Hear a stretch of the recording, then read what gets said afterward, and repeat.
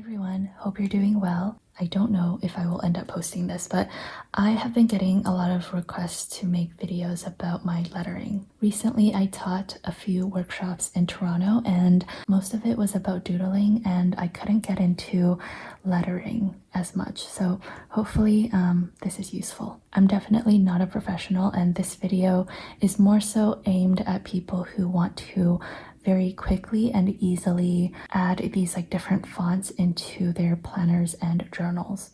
I really like playing with different fonts in my journals because I think it adds a lot of interest and character to my pages. And for example, if a few years later I want to flip through my journals and see what my life was like currently, I don't necessarily need to read through a paragraph to see that I went to get sushi with my friends, because I doodled some sushi and I also incorporated a fun font, and I can just immediately see whatever happened that day. So yeah, this is all I'm gonna do today. And as for materials, I usually use the Tombow Fudenosuke brush pens.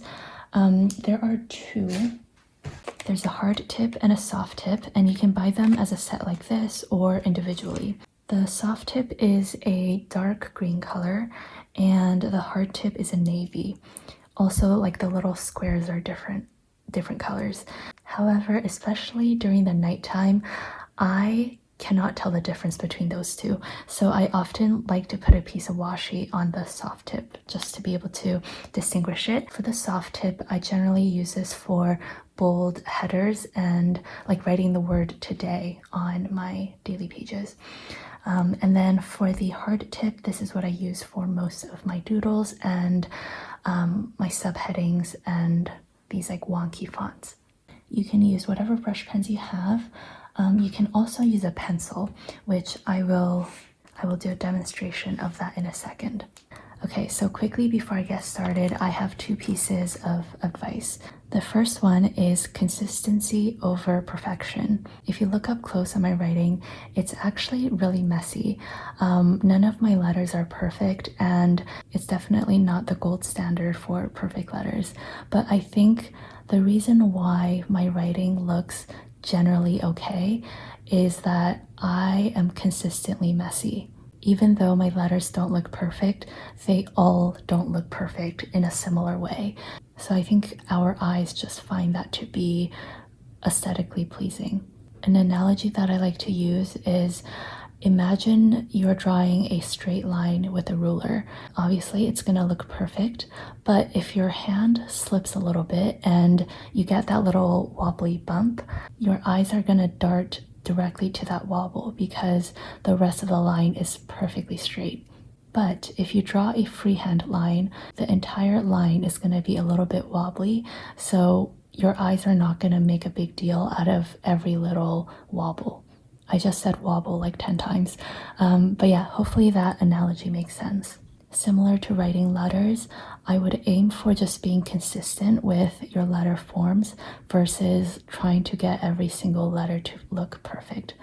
The second piece of advice is to practice with words and sentences. If you're just getting started, I think it's useful to practice the alphabet individually a few times just to figure out what you like and get a feel for your pencil or pen. But beyond that, I think it's much more useful to practice actually writing words and sentences, because if you only ever practice individual letters, you're not going to be able to kind of apply your skill set when you actually write in your planners and journals. And also, there are just certain words that we write a lot more in our own planners and journals. So if you practice the words and phrases that you personally use the most often, then you're gonna get better at those words much quicker. Okay, let's start with something easy. We are going to just write the alphabet normally. Don't overthink it and just write it at your normal pace. This is my writing without any modifications, and just by using a brush pen instead of my normal pen, my writing comes across a lot bolder and it works really well as subheadings. Everything after this is just about applying some sort of modification to your natural handwriting. So in this example, the modification is that all of the loops are going to be circular instead of an oval. And this makes the letters look a lot wider, more round, and I would say a lot more playful. When I do the bold stems, I like to hold my pen more towards the middle and use the side of the pen more than the tip of the pen.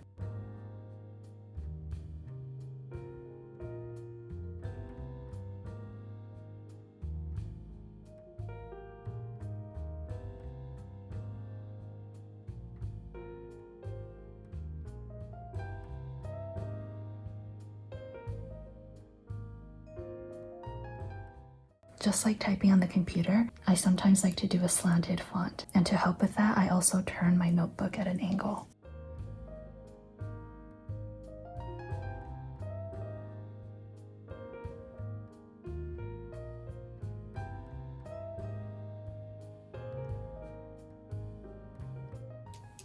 So we're gonna keep the slant, and then let's say I also want to do a bold stem, and let's make the stems extended. So the first letter with A, I'm actually not going to do anything much different, because if I extend the stem, it's going to look too close to a B or maybe even a Q. So I'm going to keep the A pretty simple. But with the B, I'm going to draw the stem very long like that, and then I'll draw the loop above there. Usually I would do that in one stroke.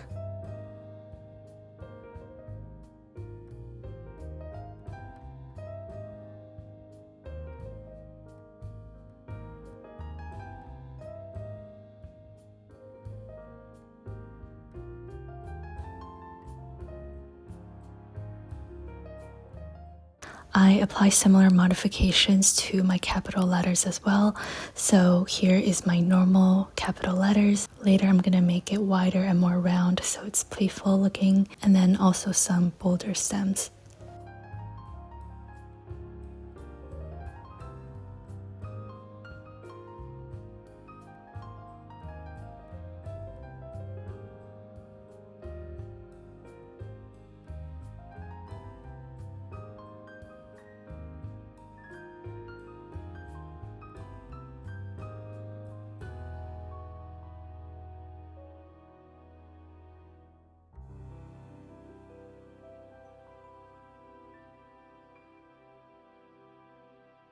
Sometimes I like to add serifs, which are little decorative lines.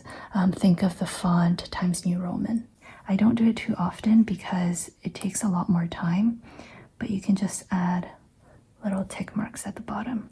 With B, you can just directly extend the end. If you want to learn how to do serifs, you can pick a font, again like Times New Roman, and see where all of the serifs are and copy that. Again, I don't know the correct places to put them, but I just go based on how I feel. So again, just with your basic normal handwriting, you can apply a bunch of different modifications and come up with these cool fonts to work with. So if you don't have a brush pen, you can actually use a pencil and do something really similar to practice. Most pencil lead is actually really soft, so that is why I can also apply a similar technique that I use on the brush pen, where I press down hard for the bolder lines and use a light hand for the loops.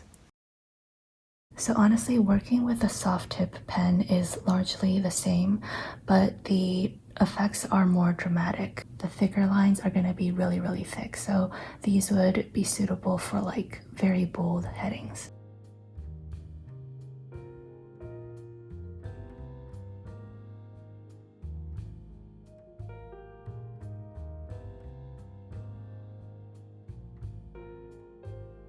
Another font that I like to do really often is this sort of bubble lettering wonky font. So I actually wouldn't recommend for anyone to try to replicate my wonky font that I'm doing right here, because it comes to me in the moment, and like again, it is very random. Is it possible for someone to study randomness? I don't know. So I'm actually going to teach you how to come up with your own based on your natural handwriting.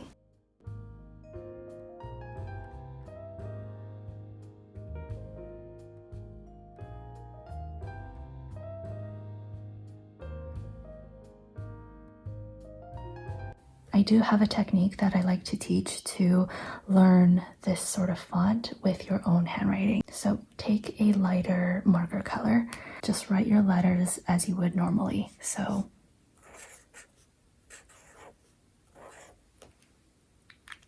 okay, after letting it dry for a second, take your pen and outline whatever you just wrote with your marker. This would be a cool way to add some color to your bubble lettering, but also it acts as a great way to practice this like wonky font. And hopefully in the future, you don't actually need the guidelines to be able to do this bubble lettering. And similar to what we talked about earlier, you can apply a lot of different modifications to this. So for example, I can say currently all of this is pretty skinny, so maybe I want this to be chubbier so that it's like a more playful font. Maybe I only want these stems to be chubby.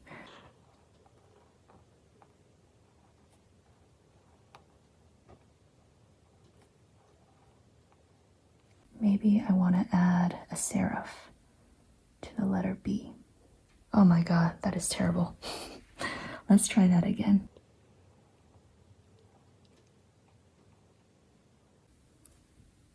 That's a little better. Let's go over cursive really quickly.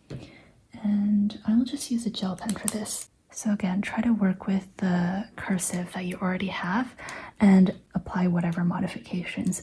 So maybe I want all of the loops to be very loopy.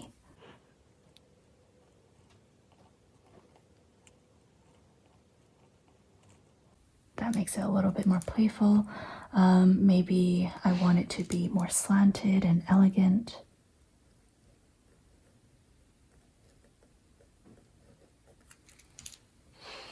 Maybe I want it to be very narrow and basically like vertical. Okay, so the last thing that I want to talk about is font combinations. I do this really often in my journal as well, just to make things look a little bit more interesting. And I'm not a professional.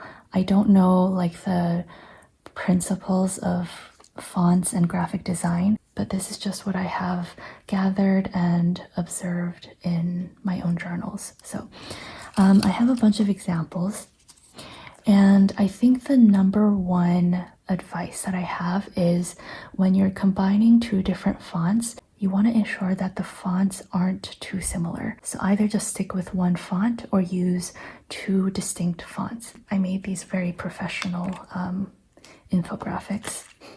So this top one I don't like very much because this is essentially the exact same font, but the hello has a tiny serif and the world is just normal.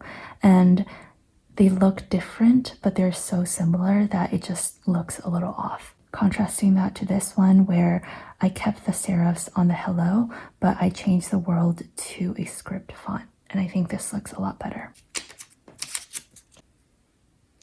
These two are the same except world is slightly slanted and they look a little bit different, but not different enough. Contrast with this one where the world is a sans serif font. Another example.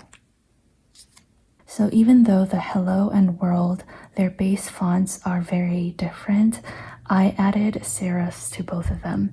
And personally, I don't really like the look of having two different serif fonts together. So I kept the hello as a sans serif font and world as a serif font. The last example that I have is about the number of fonts. Generally, especially for a smaller space like a planner or journal, I prefer to keep it to 2 fonts maximum. If it's like a bigger project like a poster or like a greeting card where it's like a center statement, I think having 3 fonts is a little bit too busy and messy.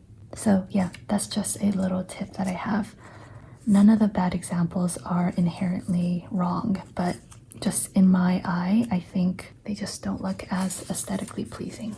Okay, this is all I have for today. Thank you so much for watching, and I hope you have a wonderful day. Take care.